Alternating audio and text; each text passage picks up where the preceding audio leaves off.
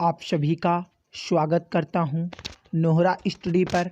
मैं अभिषेक शुक्ला आज आप लोगों के लिए लेकर आया हूं क्लास 10th वालों के लिए वेरी इम्पोर्टेंट क्वेश्चन प्रकाश का परावर्तन अपवर्तन से। और मैं ये पूरा लेसन तो नहीं करा सकता क्योंकि बहुत बड़ा है लेसन, इसलिए मैं सिर्फ और सिर्फ इम्पोर्टेंट क्वेश्चन कराऊंगा, मॉक रिवीजन कराऊंगा। इस रिवीजन में लगभग आपका पूरा लेसन कंप्लीट हो जाएगा। तो इस वीडियो की शुरुआत हम ज़बरदस्त लाइन से करते हैं कि सफलता इश्क से नहीं रिस्क से मिलती है। सफलता इश्क से नहीं रिस्क से मिलती है। प्यारे दोस्तों, ना हो कोई साथ अकेले बढ़ो तुम, ना हो कोई साथ अकेले बढ़ो तुम। सफलता तुम्हारे कदम चूम लेगी, सफलता तुम्हारे कदम चूम लेगी। एक बार फिर से आप सभी का स्वागत है नोहरा स्टडी पर।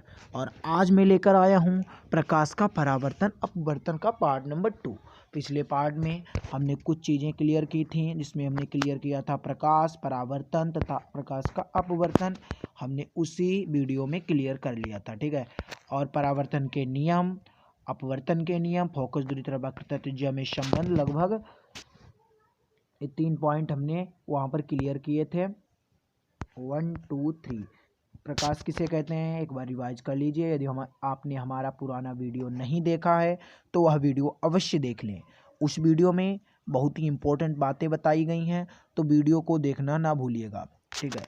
अब हम शुरू करेंगे दर्पण के लिए फोकस दूरी का सूत्र क्या होता है। अब हम न्यू पॉइंट पर आ रहे हैं। दर्पण के लिए फोकस दूरी का सूत्र, फोकस दूरी को एफ से प्रदर्शित करते हैं और बी को प्रतिबिंब करते हैं, प्रदर्शित करते हैं, और यू होता है प्रतिबिंब से वस्तु की दूरी, ठीक है। प्रतिबिंब से वस्तु की दूरी। तो दर्पण के लिए फोकस दूरी का सूत्र क्या होगा, 1/f बराबर 1/b प्लस 1/u। ये दर्पण के लिए फोकस दूरी का सूत्र होगा, जहां f बराबर फोकस दूरी है, v बराबर प्रतिबिंब की दूरी है और u बराबर प्रतिबिंब से वस्तु की दूरी है, ठीक है। तो ये फोकस दूरी का सूत्र हुआ, दर्पण के लिए फोकस दूरी का सूत्र। यदि यहीं पर लेंस के लिए पूछा जाए तो क्या हो जाएगा, 1/f बराबर 1/b माइनस 1/u। आप लोगों को कंफ्यूज नहीं होना है। दर्पण के लिए अगर पूछा जाए तो यहाँ पर प्लस होगा, और यदि लेंस के लिए पूछा जाए तो यहाँ पर माइनस होगा। इतनी बात याद रखना है आप लोगों को, ठीक है। फोकस दूरी दर्पण की, लेंस की, बस इतना ही डिफरेंस होता है, उसमें माइनस होता है और इसमें प्लस होता है। अगला पॉइंट है हमारा, किसी वस्तु के प्रतिबिंब की लंबाई तथा वस्तु की लंबाई को रेखीय आवर्धन कहते हैं। इसे m से प्रदर्शित करते हैं, इसे m से प्रदर्शित करते हैं, ठीक है। कोई वस्तु, हाँ तो हो रेखीय आवर्धन किसे कहते हैं, हम पॉइंट क्लियर करते हैं। किसी वस्तु के प्रतिबिंब की लंबाई तथा वस्तु की लंबाई के अनुपात को रेखीय आवर्धन कहते हैं, इसे m से प्रदर्शित करते हैं। तो आवर्धन को इंग्लिश में कहते हैं मैग्निफिकेशन, जिसका अक्षर होता है m, और m से मैग्निफिकेशन को प्रदर्शित करते हैं, ठीक है। मतलब का रेखीय आवर्धन को m से प्रदर्शित करते हैं। और रेखीय आवर्धन की इंग्लिश होती है लीनियर मैग्निफिकेशन। क्या होती है, लीनियर मैग्निफिकेशन। और आवर्धन की इंग्लिश होती है मैग्निफिकेशन। तो परिभाषा में हमने क्या सीखा, प्रतिबिंब की लंबाई तथा वस्तु की लंबाई के अनुपात को रेखीय आवर्धन कहते हैं। वस्तु की लंबाई कौन सी है और प्रतिबिंब की लंबाई, प्रतिबिंब की लंबाई आई मतलब इमेज, इमेज क्या है, वस्तु की लंबाई, प्रतिबिंब की लंबाई, और ओ क्या है, वस्तु की लंबाई, को रेखीय आवर्धन कहते हैं। तो इसका फार्मूला क्या हुआ, m बराबर I/O, ठीक है। मैग्निफिकेशन बराबर इमेज अपन ओरिजिनल वस्तु, ठीक है।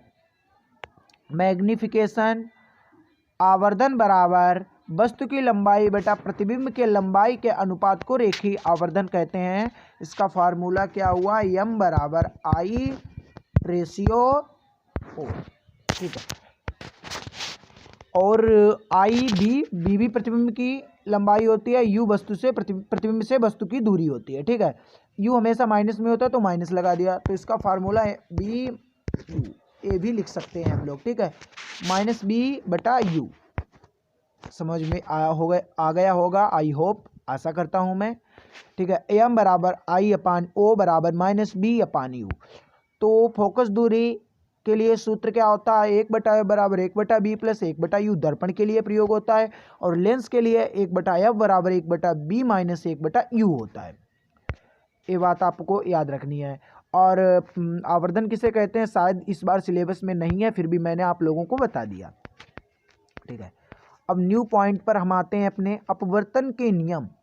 कल मैंने परावर्तन के नियम बताए थे, आज मैं अपवर्तन के नियम, पहले अपवर्तन बता देता हूँ फिर अपवर्तन के नियम। कल जैसा कि मैंने बताया था, सघन माध्यम, विरल माध्यम, जब प्रकाश की किरण किसी माध्यम से जाती है तो अपने मार्ग से विचलित हो जाती है, इसी घटना को प्रकाश का अपवर्तन कहते हैं। आज अपवर्तन के नियम को देख लेते हैं। अपवर्तन के दो नियम हैं। अपवर्तन के निम्नलिखित दो नियम होते हैं, और अपवर्तन का जो दूसरा नियम है वो बहुत ही इंपॉर्टेंट नियम है।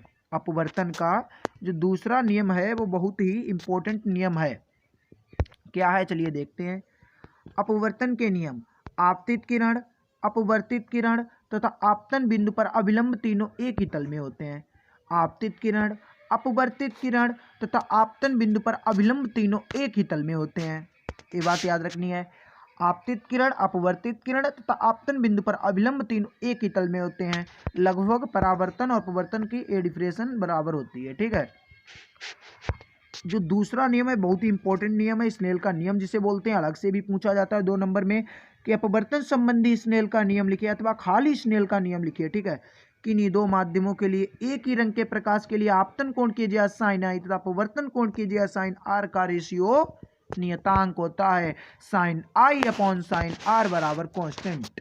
Sine i upon sine r बराबर कांस्टेंट, मतलब क्या हुआ, नियतांक। साइन आई बटा साइन आर बराबर नियतांक। साइन आई और साइन आर का रेशियो बराबर जो इक्वल टू होता है वो कांस्टेंट होता है, ठीक है। आप लोगों को याद रखना है। अपवर्तन के नियम वेरी वेरी इंपॉर्टेंट नियम है, जिसमें से दूसरा नियम बहुत ही इंपॉर्टेंट है। स्नेल का नियम पूछा जाता है, अथवा अपवर्तन का दूसरा नियम लिखिए, अथवा अपवर्तन संबंधी स्नेल का नियम लिखिए। इस तरीके से प्रश्न पूछा जाता है। इस क्वेश्चन को आप लोगों को 100% कंप्लीट करना है, क्योंकि यह इसकी संभावना, इसकी चांस बहुत ही ज़्यादा है 2021 के बोर्ड एग्जाम में, ठीक है। अब बात हम करते हैं, थोड़ा ही हमारा चैप्टर रह गया रिवाइज करने को, तो इसमें अब मैं थोड़ा आप लोगों का रिवाइज करा देता हूं जो मैंने पिछली वीडियो से अभी तक पढ़ाया, ठीक है। फिर नेक्स्ट वीडियो में अगला पार्ट में लेकर आऊँगा, उसमें ये पार्ट आप लोगों का क्लियर कर दूंगा, पूरा पार्ट कंप्लीट करा दूंगा अगली वीडियो में। तो बने रहिए हमारे साथ, क्योंकि अब आप लोगों को भी लगभग सिलेबस याद होगा। सिर्फ क्यों रिवाइव करना होगा, रिवीजन करना होगा एग्जाम के लिए बेहतर करने के लिए। तो मैं अच्छी से अच्छी परिभाषा आप लोगों के लिए लेकर आ रहा हूं, तो चैनल को सब्सक्राइब कर देना। वीडियो यदि अच्छी लगे तो वीडियो को लाइक जरूर करना। क्विक रिवाइव, कल मैंने सीखा था प्रकाश का परावर्तन, अपवर्तन और प्रकाश किसे कहते हैं। ऐसा विकिरण जो हमारी आंखों को संवेदित करता है प्रकाश कहलाता है। निर्वात में प्रकाश की चाल 3 × 10⁸ मीटर प्रति सेकंड होती है। वेरी इंपॉर्टेंट है, याद रखिए ऑब्जेक्टिव के लिए। चलिए, परावर्तन के नियम, आपतित किरण, परावर्तित किरण तथा आपतन बिंदु पर अभिलंब तीनों एक ही तल में होते हैं। देख लीजिए, आपतित किरण, परावर्तित किरण, अभिलंब तीनों एक ही तल में होते हैं। आपतन कोण कीजिए साइन, आपतन कोण परावर्तन कोण के बराबर होता है। आपतन कोण परावर्तन कोण के बराबर होता है साइन आई बराबर साइन आर, ठीक है। साइन आई बराबर साइन आर। फोकस दूरी वक्रता त्रिज्या में क्या संबंध होता है, तो फोकस दूरी वक्रता त्रिज्या की आधी होती है f बराबर r/2 और r बराबर होगा 2f। वक्रता त्रिज्या की फोकस दूरी दोगुनी होती है, फोकस दूरी की वक्रता त्रिज्या आधी होती है। दर्पण के लिए सूत्र 1/f बराबर 1/b प्लस 1/u, जहां b क्या है, प्रतिबिंब, और u क्या है, वस्तु की, प्रतिबिंब से वस्तु की दूरी, और f है फोकस दूरी।